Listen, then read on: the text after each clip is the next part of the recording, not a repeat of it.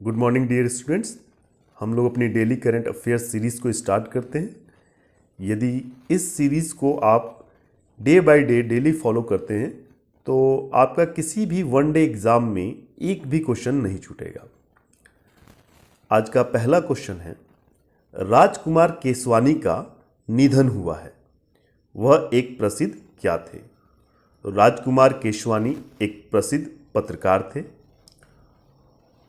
3 दिसंबर 1984 को जो भोपाल गैस दुर्घटना हुई, जिसे भोपाल गैस ट्रेजेडी भी कहा जाता है, उस गैस दुर्घटना के बारे में राजकुमार केसवानी ने ही 1981 में सबसे पहले कल्पना की थी और बताया था कि अगर यूनियन कार्बाइड फैक्ट्री, जिस फैक्ट्री में गैस दुर्घटना हुई थी उसका नाम था यूनियन कार्बाइड फैक्ट्री, यदि हम उस पर सेफ्टी का ध्यान नहीं देंगे तो भविष्य में ऐसी दुर्घटना हो सकती है। उन्होंने 1981 में ये कल्पना की थी और 3 दिसंबर 1984 को ये उनकी कल्पना हकीकत में बदल गई। हमारा दूसरा क्वेश्चन है, किसे प्रतिष्ठित ONV पुरस्कार से सम्मानित किया गया है? इनको कविता लिखने के लिए ONV पुरस्कार दिया गया है, जिनका नाम है वेरा माथुन। वेरा माथुन को महिलाओं के अधिकार के लिए कविताएं लिखने के चलते ONV पुरस्कार दिया गया है। किस राज्य की सरकार ने स्मार्ट किचन योजना की शुरुआत की है? तो केरल स्टेट ने महिलाओं के लिए स्मार्ट किचन योजना की शुरुआत की है। इस योजना के तहत केरल की महिलाओं को बहुत सस्ती दरों पर लोन दिया जाएगा। आज का चौथा क्वेश्चन है, लॉन्च पुस्तक 7 lessons from Everest expedition learning from life and business के लेखक कौन है? क्वेश्चन एक बार फिर सुन लीजिए। लॉन्च पुस्तक 7 lessons from Everest expedition learning from life and business के लेखक कौन है? इस पुस्तक के लेखक आदित्य गुप्ता है। अलका रघुवंशी का निधन हुआ है, वह एक प्रसिद्ध क्या थे? तो अलका रघुवंशी एक प्रसिद्ध लेखक थे। अंचिता सूली ने ताशकंद में आयोजित विश्व भारोत्तोलन चैंपियनशिप में 73 किलोग्राम भार वर्ग में कौन सा पदक जीता है? तो अंचिता सूली ने 73 किलोग्राम का जो भारोत्तोलन चैंपियनशिप था उसमें रजत पदक जीता है। नेक्स्ट क्वेश्चन है, किस राज्य ने मरीजों का कोविड वार्डों में नकारात्मक कोविड रिपोर्ट आने पर सरकारी अस्पतालों में मुफ्त इलाज करने की घोषणा की है?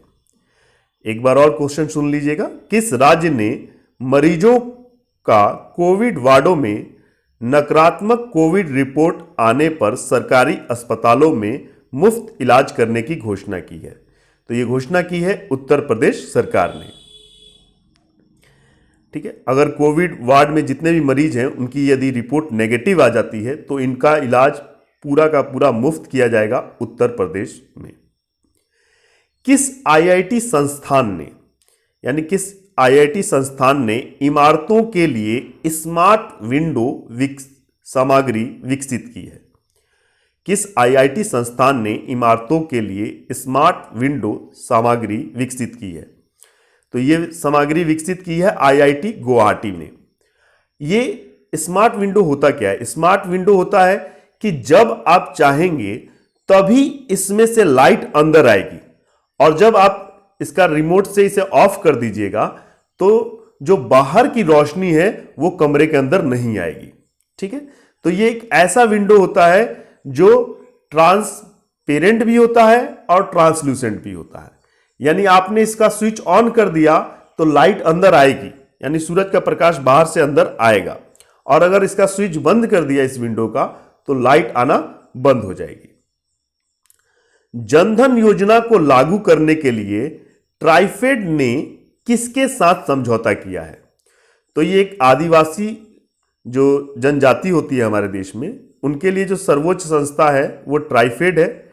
तो जनधन योजना को आदिवासी लोगों के बीच में लागू करने के लिए जो है ट्राइफेड ने नीति आयोग के साथ समझौता किया है। नेक्स्ट क्वेश्चन है हम लोगों का, टोक्यो ओलंपिक में कुश्ती में अंपायरिंग करने वाले पहले एकमात्र भारतीय रेफरी कौन बने हैं? तो टोक्यो ओलंपिक में जो कुश्ती में अंपायरिंग करेंगे वो एकमात्र जो भारतीय बने हैं उनका नाम है अशोक कुमार। ठीक है। नेक्स्ट क्वेश्चन 11 नंबर क्वेश्चन है हम लोगों का, किसने सेहत ओपीडी नामक पोर्टल लॉन्च किया है? अपने सेहत से जुड़ी जानकारी आप इस पोर्टल पर ले सकते हैं। तो यह पोर्टल लॉन्च किया गया है राजनाथ सिंह के द्वारा। ठीक है।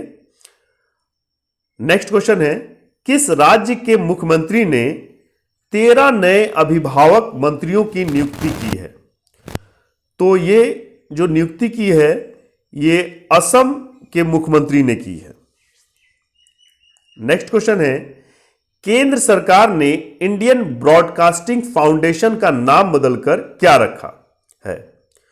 केंद्र सरकार ने इंडियन ब्रॉडकास्टिंग फाउंडेशन का नाम बदलकर क्या रखा है?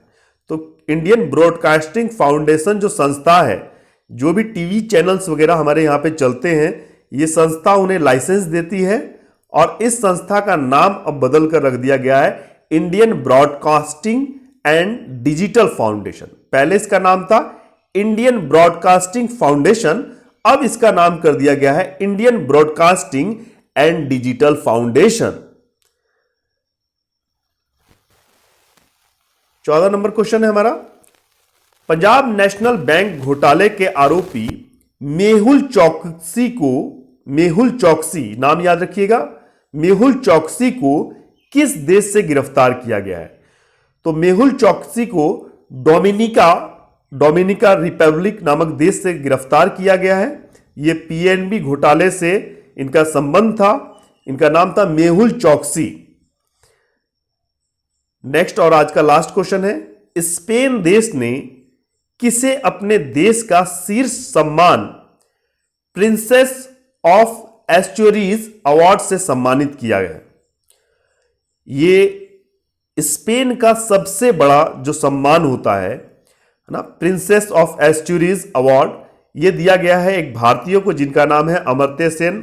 अर्थशास्त्र में अमर्त्य सेन को नोबेल पुरस्कार भी मिल चुका है।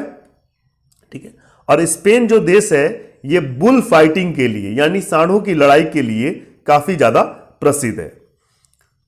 आज के करंट अफेयर्स को हम लोग यहीं पर समाप्त करते हैं।